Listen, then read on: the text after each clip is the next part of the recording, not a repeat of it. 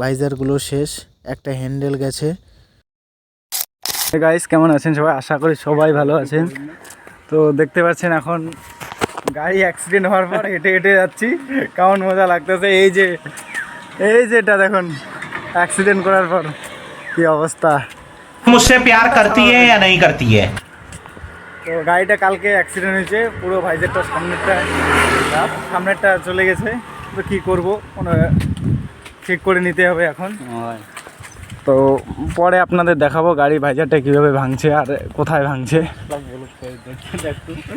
আর এই যে দেখুন, অ্যাক্সিডেন্ট হবে কিন্তু কলটা ছাড়া যাবে না। कौन है ये लोग, कहाँ से आते हैं? এই যে গাড়ি অ্যাক্সিডেন্ট হওয়ার পর দেখুন হেঁটে হেঁটে হেঁটে হেঁটে যাচ্ছি, কি মজা,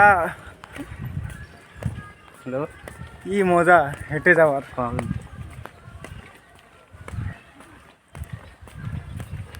তো গাড়িটা আপনাদের একটু পরে দেখাচ্ছি, কোথায় অ্যাক্সিডেন্ট হয়েছে ওটাও দেখাচ্ছি। তো গাইজ এই যে সেই জায়গায়, এই জায়গায় অ্যাক্সিডেন্ট হয়েছিল। আমি তো হইনি, আমার ভাইটা হয়েছিল। আমি মামা বাড়ি ছিলাম, ওইখানেই গাড়িটা অ্যাক্সিডেন্ট হয়েছে। কি করব, ঠিক করে নিতেই হবে। আর তোমরা জানো একটা মিডল ক্লাস ফ্যামিলি থেকে একটা গাড়ি এরকম অ্যাক্সিডেন্ট হলে কি অবস্থা হয়।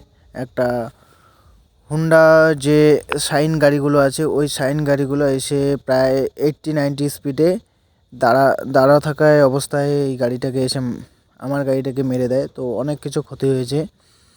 তোমরা ভিডিওটা একটু সাপোর্ট করো, তাহলে সবাই যদি একটু সাপোর্ট করো তাহলে আমি তাড়াতাড়ি গাড়িটা ঠিক করে নিতে পারবো।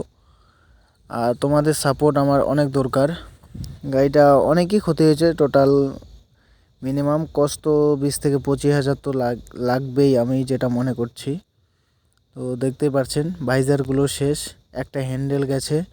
আর তোমরা তো জানোই শখের জিনিস গেলে কীরকম লাগে, কীরকম কষ্ট হয়, এটা তোমরা তো জানোই।